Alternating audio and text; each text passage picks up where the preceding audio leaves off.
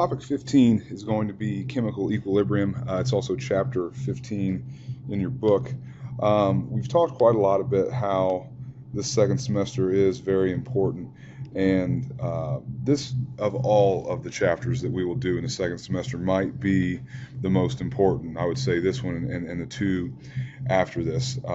We will get into just basic equilibrium here in chapter 15, and then after that we will have a test specifically for the two chapters after this that will be acid-base equilibrium and then solubility equilibrium.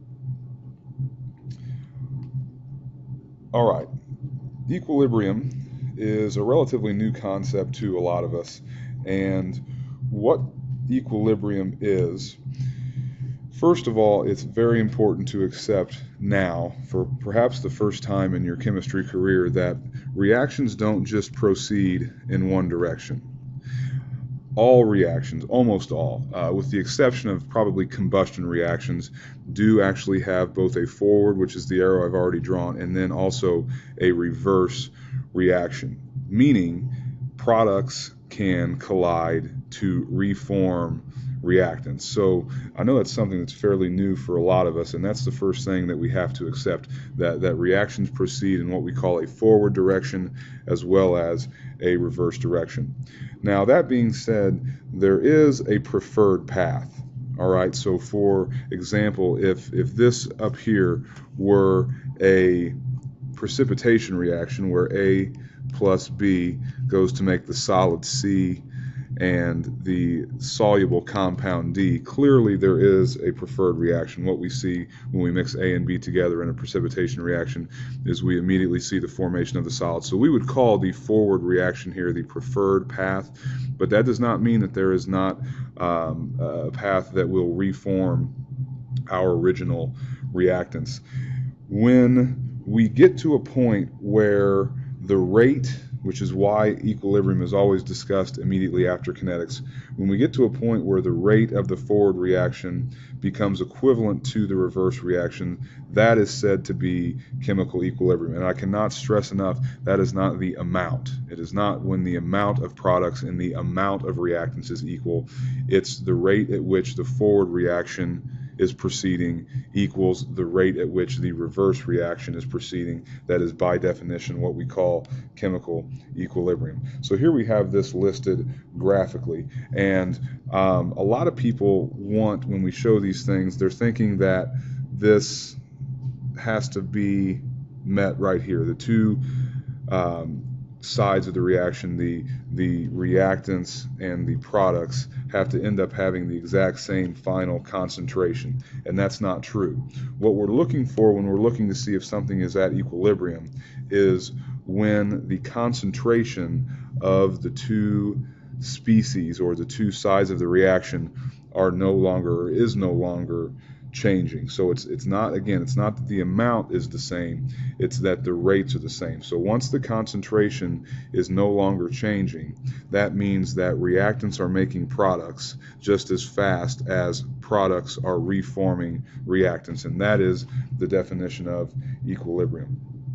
Now, a big portion of equilibrium is going to be actually quantifying it. And the way we quantify that is we will provide it with a number that for this exam is said to be unitless. And what this tells us is basically whether the forward or the reverse reaction is the preferred pathway.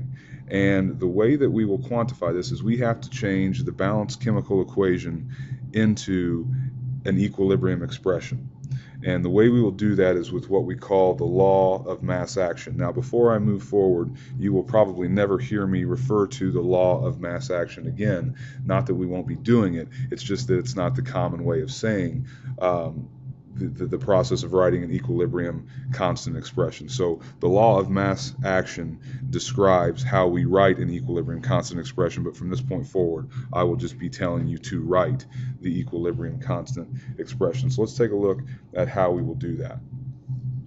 So what we get with the law of mass action is we are going to get an equilibrium constant, and every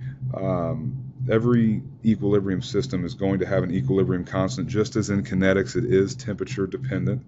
And the way we do this, and you'll see it on the next slide, is we are going to have a situation where we're going to place the products over the reactants, and we're going to raise those to the coefficient that is used to balance them. So you need a balanced chemical equation to do that, and you're always going to write first, and I'm going to stress it in class, you're always going to write K equals, because inevitably I always see people just want to give me this part only, but you've got to include the equilibrium constant K.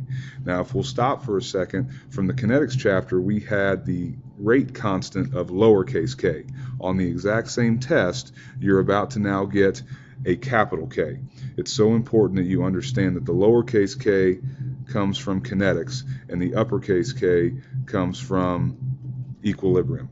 Very important that we keep those two things separate, and it's also important that we keep separate how we attain the values for those things. These equilibrium constants come from the balanced chemical equation and the coefficients used for balancing. This lowercase k is determined by the method of initial rates or from the mechanism. Now, moving forward, you're going to see two different equilibrium constants. You're going to see a K sub C and a K sub P. All this is we want to know basically the state at which the reaction is, meaning is it an aqueous solution, and is the equilibrium happening in an aqueous solution? In that case, the C stands for concentration. Or is this happening in the gas phase? Equilibrium can happen in the gas phase as well, and that P stands for pressure or partial pressure. So let's take a look at how we would go ahead and write the equilibrium constant expression for the reaction that is listed here. What we have is a gas phase reaction, so I'm going to show you both the Kc and the Kp. It is probably a little bit more correct here to write this as a Kp since it is in the gas phase, but the key difference here is you can write a Kc for a gas phase reaction. Here, with the Kc, you will write a Kc if the concentrations of these substances is in molarity. When you will write a Kp is when the substance is given as a partial pressure. So I want you to notice what we've done here. We've taken the product and it is placed in the numerator of a fraction, and its coefficient used for balancing is the exponent. Again, we are working in concentration here. That is key to understand, and if it were molarity, we would be writing the K sub C. Our reactant goes to the bottom, and there is no exponent here, or it's assumed to be 1, I should say, but that comes from the 1 out front in the balanced chemical equation. I want you to notice the notation difference between the Kc and the Kp. Instead of the square brackets used for molarity in the Kc, we're going to use the symbol for partial pressure, which is just simply a capital P, a subscript with the formula of the compound, and still, once again, we see the exponent of 2 and the exponent of 1 that comes from the balanced chemical equation. So this is the law of mass action. The law of mass action is the rules, if you will, to write an equilibrium constant expression. So what we will do so far is when I ask you to write the equilibrium constant expression, much in the same way when we wrote a rate law, when we just wrote the word rate and that's it, we will not assign a numerical value to K just yet.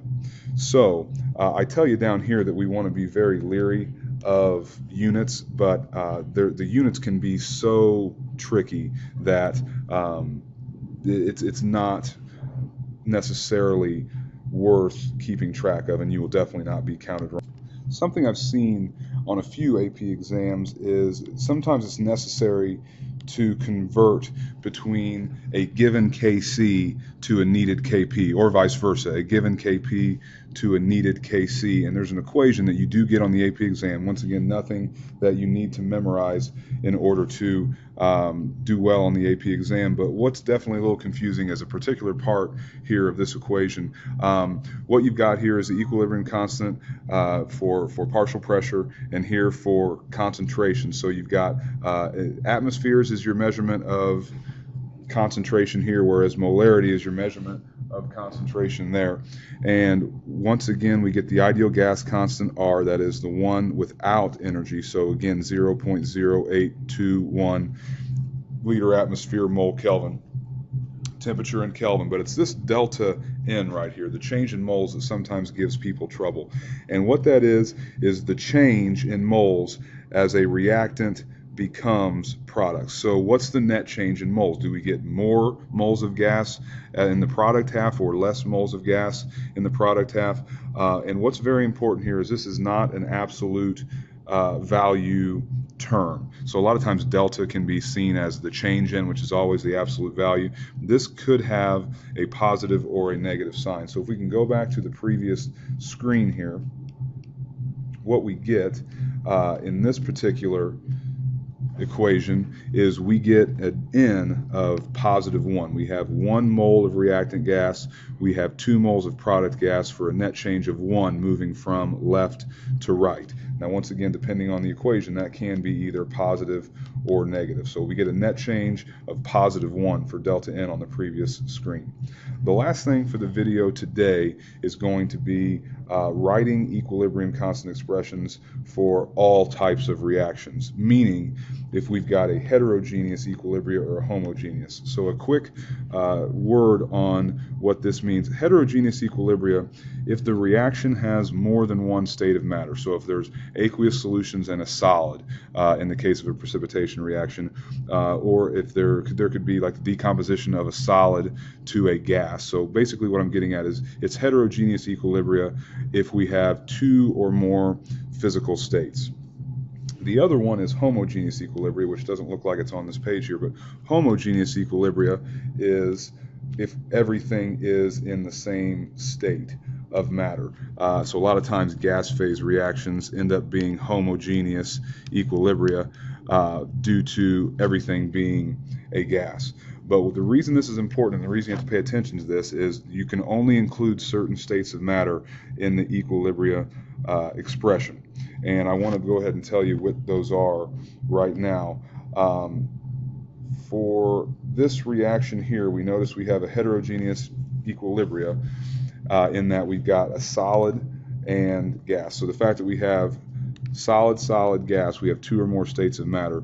The rule is the only thing that can go in a K expression is gases or aqueous solutions, not solids or liquids. And that is because equilibria is based off of changing concentrations, becoming less concentrated or becoming more concentrated, and the constant is going to reflect that.